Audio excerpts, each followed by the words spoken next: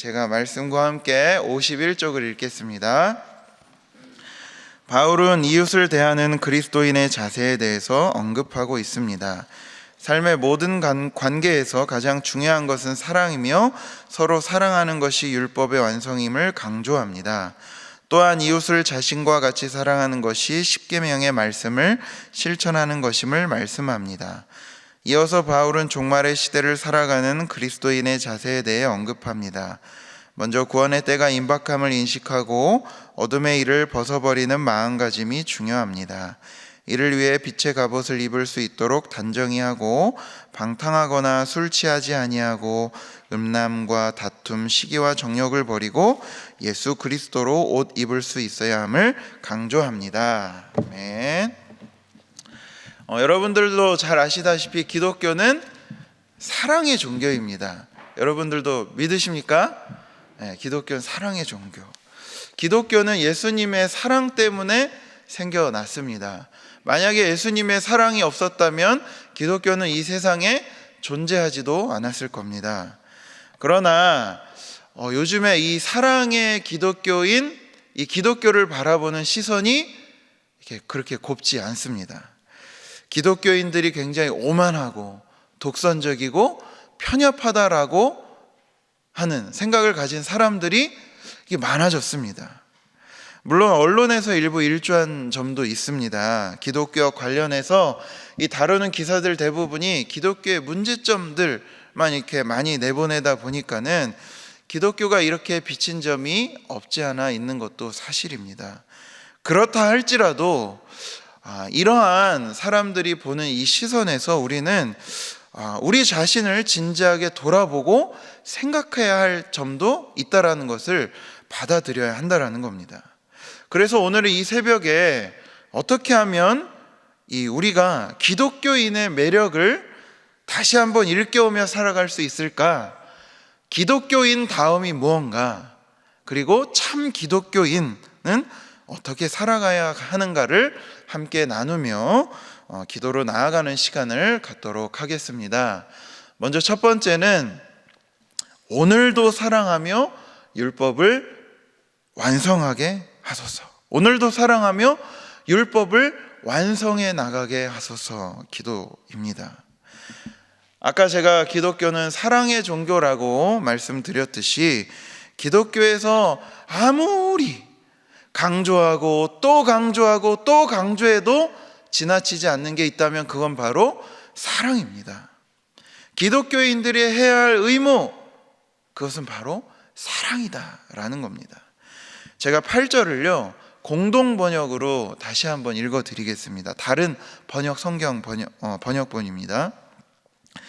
남에게 해야 할 의무를 다하십시오. 그러나 아무리 해도 다할 수 없는 의무가 한 가지 있습니다. 그것은 사랑의 의무입니다. 남을 사랑하는 사람은 이미 율법을 완성했습니다. 사랑의 의무, 아무리 다해도 할 수 없는 게 사랑의 의무다. 만약에 우리나라 이 기독교인들을 모아놓고 설문조사를 해서 기독교인들 이 신앙생활에서 정말 중요한 게 뭐가 있을까요? 아마 설문은 안 해봤지만 많이들 이렇게 물어보면은요 대부분은 주일 성수, 그리고 헌금 생활, 또 뭡니까? 말씀 아닙니까? 기도 아닙니까? 등등등등 이런 얘기를 많이들 하실 겁니다. 물론 이러한 점들이 신앙생활에서 아주 중요한 의무도 맞습니다. 그러나 오늘 말씀은 우리가 해야 하는 정말 중요한 의무, 아무리 해도 다할 수 없는 그 의무가 있다면 그것은 사랑이다. 사랑은 아무리 해도 다할 수가 없다. 사랑은 어디까지 가능하게 하느냐? 율법을 완성하기까지 한다라는 거예요. 아까 우리가 이야기한 기독교의 이 신앙생활에서 중요한 주일 성수, 뭐니 이런 것들까지도 다 완성하게 하는 게 뭐다? 사랑이다라고 말씀하고 있습니다. 그럼 율법이 무엇입니까? 율법은 신앙생활에서 해야 할 것과 하지 말아야 할 것들의 조항들을 나열해 놓은 것이 율법입니다. 이 역사 속에서 많은 신앙인들은요 이 율법을 가지고 신앙의 기준들을 보다 더 높이고 이 진입장벽들을 더 높이 세워서 이 하나님께로 사람들을 이끄는데 실패해 왔었습니다. 심지어 율법을 철저히 지키려고 하는 본인 자신조차도 실패해 왔었습니다.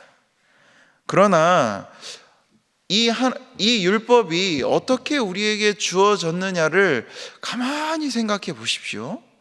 이 율법도 하나님의 넘치는 사랑 때문에, 인간을 향한 넘치는 그 사랑 때문에 우리에게 주어지지 않았습니까? 하나님의 사랑의 배려가 바로 율법이었다라는 겁니다. 그렇다면 이 율법의 근본 정신이 무엇이냐? 율법이라고 하는 그 조항문들, 그 글자 속에 깃들어 있는 근본 정신, 그것은 바로 사랑이다라는 겁니다. 사랑. 그래서 오늘 사도 바울이 로마서 13장 8절과 10절에서 반복적으로 강조해서 하는 말씀이 무엇입니까? 사랑은 율법을 완성한다. 율법의 완성자, 그것은 바로 사랑이다 라고 말씀하고 있습니다. 자, 우리 예수님이 우리 이 율법을 사랑으로 어떻게 완성해 놓으셨는지 우리는 그 삶을 통해서 잘 볼 수 있습니다. 먼저 마태복음 22장 36절에서 40절에는 이런 이야기가 나옵니다. 그 율법사 중에 한 명이요, 선생님, 율법 중에 어느 계명이 큽니까? 이건 예수님을 시험하려고 하는 질문이었죠. 그랬더니 예수님이 내 마음을 다하고 목숨을 다하고 뜻을 다하여 주 너의 하나님을 사랑하라. 그리고 뒤에도 또 뭐라고 나오죠? 내 이웃을 내 자신과 같이 사랑하라 하셨으니 이 두 계명이 온 율법과 선지자의 강령이니라. 어떤 게 더 큽니까? 어떤 게 더 낫습니까? 질문을 했지만 사랑이다. 결국은 사랑이다라고 말씀을 하셨습니다.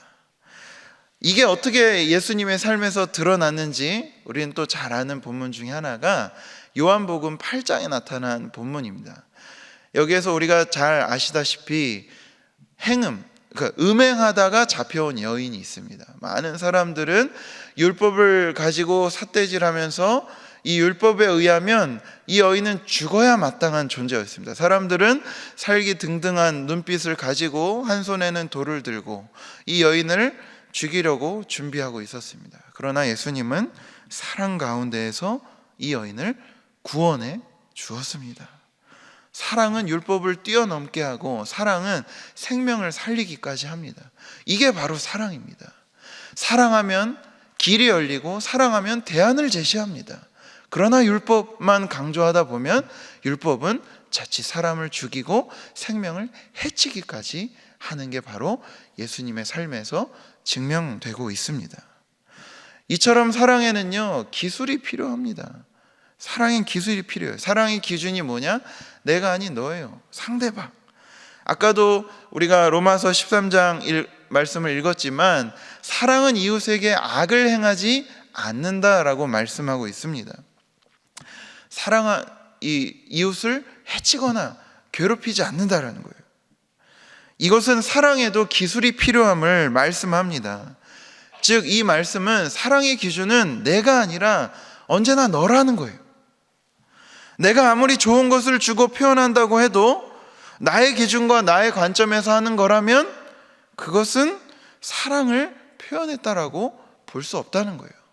자녀들을 길러보신 분들은 잘 알 겁니다. 제가 주변에 보면은요, 건강하게 자발적으로 막 자녀들이 자기 일들을 기쁘게 하는 것들을 보면은 그 부모가 그 자녀에게 물어봐요. 너가 하고 싶은 게 뭔지, 너가 어떤 걸 하고 싶은지 그 자녀의 기준에서 말해주고 그 아이를 할 수 있게끔 장을 열어주니까 어떻게 합니까? 자녀가 자발적으로 기쁨 가운데서 건강하게 자기 길을 걸어갑니다. 그리고 여러분, 기도 제목도 이렇게 많이 내신 분들이 이렇게 제가 쭉 읽어보니까 여전히 가족 구원에 대해서 기도 제목을 내신 분들이 많이 있습니다. 여러분, 제가 가족 구원 이 방법을 하나 알려드리겠습니다. 뭐냐? 가족 구원 이렇게 사랑하면 됩니다. 너무 쉽죠? 사랑하면 돼요. 오늘 말씀. 근데 그 사랑을 어떻게 하느냐? 자, 만약에 내가 이제 구원하고 싶은 가족이 있다 그러면은 그 사람을 뭐 남편이나 뭐 자녀가 있어요. 그러면 그냥 구원받은 존재처럼 대해주세요. 막 내가 이 사람 꼭 구원해야지 하고서 막 집에 가서 막 우거지상으로 저 구원해야 되는데 저 왼수 막 이러면은 그 사람이 그걸 듣고서도 더 가고 싶어요? 안 가고 싶어요? 안 가고 싶어요. 그냥 구원받은 사람처럼 대해주세요. 그게 방법입니다. 이 말을 다른 말로 얘기하면 뭐예요? 사랑해 주라는 거예요. 내가 이 사람을 막 구원해야지 하면서 더 표정을 어둡게 하고 막 마음을 더 이렇게 막 옹졸이면은요, 그 받는 사람 자체도 부담스러워서 더 교회에 나오고 싶지가 않습니다. 그냥 구원받은 사람처럼 대해주세요. 그게 방법입니다. 이게 그래서 우리 기독교인들의 이 매력은 어디서 나오느냐? 사랑함에서 나와요. 사랑함에서. 내가 이 사람을 구원받고 못 받고 막 정죄하고 심판하고 이렇게 단죄하는 데에서 우리의 매력이 나오는 것이 아니라 내가 오로지 사랑하면서 상대의 필요를 세심하게 알아채고 행동하는 사랑에서 우리 기독교인다움, 참 기독교인, 참 그리스도인다움이 나온다라고 하는 말씀입니다. 그래서 여러분, 오늘 이 첫 번째 기도 제목, 하나님, 내가 오늘도 여전히 사랑하며 율법을 완성해 나가는 존재 되게 하여 주시옵소서. 오로지 사랑만 하게 하여 주시옵소서라고 기도하며 나아가는 우리 모두 되시기를 축복합니다. 둘째로 두 번째 기도 제목, 정신 차리며 살게 하소서입니다. 정신 차리며 살게 하소서. 자, 11절부터 14절까지 말씀을 가만히 보시면 이 정신 차리며 사는 행동과 여전히 정신 못 차리고 사는 행동이 대조적으로 나타나고 있습니다. 이 정신 차리며 사는 행동은 뭐냐? 구원의 때가 가까이 왔음을 받아들이는 것, 단정히 행하는데 이 단정히 행하는 건 무엇이냐? 빛의 갑옷을 입고, 이 빛의 갑옷을 입는다라는 것은 또 무엇이냐? 예수 그리스도로 옷을 입고 살아가라는 거예요. 반대로 정신 못 차리면서 살아가는 행동은 무엇입니까? 어둠의 일을 하고 방탕하게 살고 다투고 시기하고 막 자기 욕심대로 살아가고 막 이런 것들을 이야기합니다. 자, 여기 표현해 보면은 자기 정욕에 의해서 살아가는 사람들을 이야기하죠. 정신 못 차리면서 사는 사람들의 특징, 한마디의 특징이 무엇이냐? 자기 만족, 자기 욕심이라는 거예요. 자기에만 꽂혀 있으니까는요, 자기가 왜 방탕하게 살고 어떻게 방탕하게 살아가는지를 모른다는 거예요. 자기밖에 몰라요. 자기만 아니까 자기가 시기하는데도 자기는 시기하는 게 아니래요.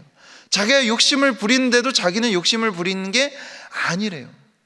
예수 그리스도의 때가 막 가까이 오고 있는데 자기는 그렇지 않다라면서 자기 마음대로 살아가는 건 뭡니까?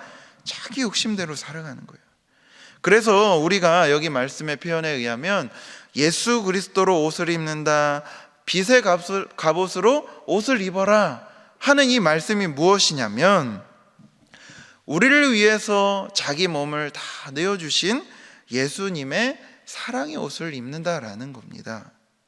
우리도 언제든지 상대를 위해서 내어줄 준비 태세를 갖추며 살아가라 라고 우리에게 권면하고 있는 말씀입니다. 마치 우리를 사랑하셔서 자기 몸을 내어주신 그분, 그 예수님께서 지금 당장이라도 이 자리에 올 것처럼 그렇게 사랑하며 사랑의 갑옷을 입으면서 살아가라 라고 우리에게 말씀하고 있는 것입니다. 그렇다면 오늘 우리에게 주시는 말씀은 아주 단순합니다. 여러분, 사랑하십시오. 할 수 있는 대로 모든 이에게 다 사랑을 베푸십시오. 그것이 우리 기독교인들이 해야 할 유일한 한 가지, 오로지 한 가지만을 내가 지켜야 할 것이 있다면은 그것은 사랑인 줄로 믿습니다. 우리 함께 기도하겠습니다. 하나님, 오늘도 사랑하게 해 주십시오. 그리고 두 번째로, 하나님, 내가 정신 차리며 살게 해 주십시오. 예수님이 지금 당장 올 것처럼 그렇게 정신 차리며 오늘도 사랑을 어떻게 하면 실천할까를 고민하며 살아가는 내가 되게 해주십시오. 그리고 마지막으로 우리 교회를 위해서, 교회 지금 항존직 선거가 진행 중에 있습니다. 또 이 항존직 선거가 또 지혜롭게 잘 진행되어서 우리 교회에 꼭 필요한 일꾼들 잘 선출될 수 있도록 또 이 나라를 위해서 함께 기도해 주시기 바랍니다. 우리 기도 제목을 기억하며 함께 기도하겠습니다. 주여 믿습니다. 주여 믿습니다. 주여 믿습니다.